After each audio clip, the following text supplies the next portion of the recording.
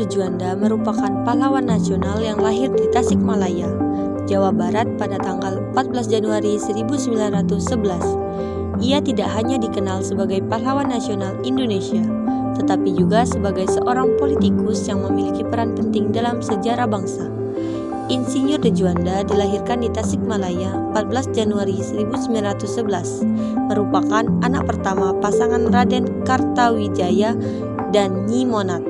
Ayahnya adalah seorang guru Hollands Inland School atau yang disebut HIC. Pendidikan sekolah dasar diselesaikan di HIC dan kemudian pindah ke Europe Leger School atau ILS yang ditamatkan pada 1924.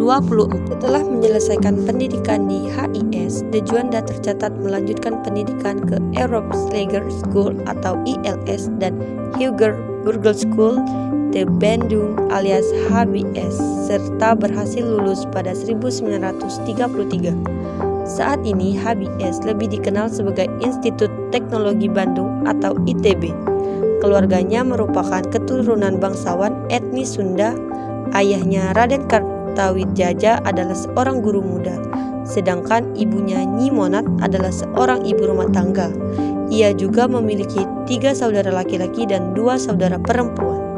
Masalah yang dihadapi yang pertama adalah tragedi Cikini 1957. Salah satu penyebab jatuhnya kabinet De Juanda adalah tragedi Cikini 1957, yaitu peristiwa percobaan pembunuhan terhadap Presiden Soekarno pada 30 November 1957. Saat itu, Presiden Soekarno sedang menghadiri pesta ulang tahun perguruan Cikini ke-15. Percobaan pembunuhan dilakukan dengan granat tangan yang menimbulkan banyak korban, terutama anak-anak sekolah. Dalang dibalik peristiwa Cikini 1957 adalah anggota pemberontak Darul Islam atau Tentara Islam Indonesia, Yusuf Ismail. Yang kedua adalah Dekret Presiden 1959. Dekret Presiden 5 Juli 1959 dikeluarkan oleh Presiden Soekarno yang isinya memberlakukan kembali Undang-Undang Dasar 1945. Dekret ini dikeluarkan akibat kegagalan Badan Konstitusi dengan menetapkan UUD baru sebagai pengganti UUD sementara 1950. Dengan adanya kejadian ini, konstituenti dianggap gagal menjalankan tugasnya, sehingga Presiden Soekarno memutuskan untuk mengeluarkan dekret presiden. Setelah melakukan perundingan panjang, akhirnya Presiden Soekarno mengeluarkan dekret presiden 5 Juli 1959. Salah satu dampak dari dekret presiden 5 Juli 1959 adalah bubarnya kabinet De Juanda. Pasalnya, akibat dekret ini, sistem pemerintahan berganti dari sistem parlementer menjadi presidensial, di mana kabinet dipimpin langsung oleh presiden. Peristiwa hebat yang dihadapi Insinyur Juanda. Yang pertama, namanya diabadikan sebagai Bandar Udara di Surabaya, Jawa Timur, yaitu Bandar Udara Internasional Juanda atas jasanya dalam memperjuangkan pembangunan lapangan terbang tersebut sehingga dapat terlaksana. Yang kedua, selain itu namanya diabadikan untuk nama hutan raya di Bandung, yaitu Taman Hutan Raya Insinyur Haji Juanda. Dalam taman ini terdapat museum. Yang ketiga, dan monumen Insinyur Haji Juanda namanya juga diabadikan sebagai nama jalan di Jakarta, yaitu Jalan Insinyur Juanda di Bilangan, Jakarta Pusat. Nama salah satu stasiun kereta api di Indonesia yaitu Stasiun Juanda, dan salah satu universitas yaitu Universitas Juanda.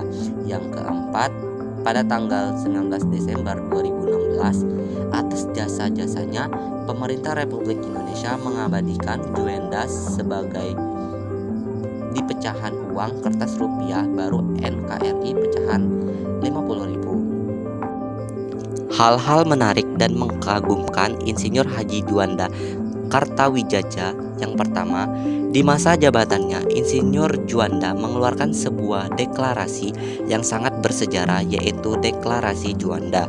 Yang kedua, salah satu kontribusi terbesarnya terkait kedaulatan laut Indonesia.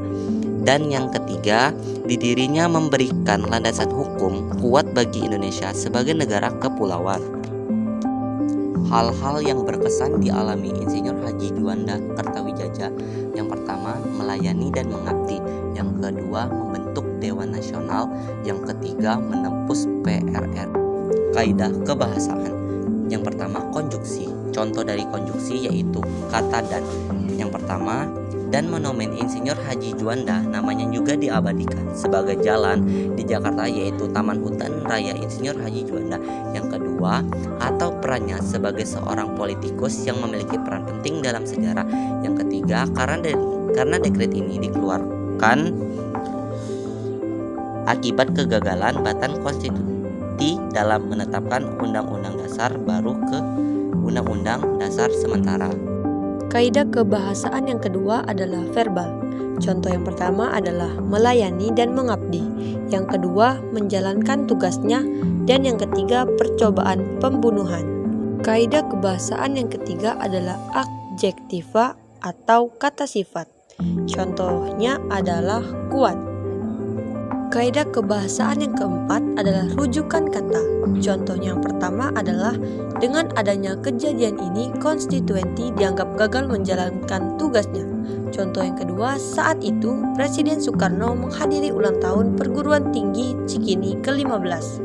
Yang ketiga, contohnya adalah dalam taman ini terdapat museum. Kebahasaan yang kelima adalah keterangan waktu. Contoh yang pertama, De Juanda merupakan pahlawan nasional yang lahir di Tasikmalaya, Jawa Barat.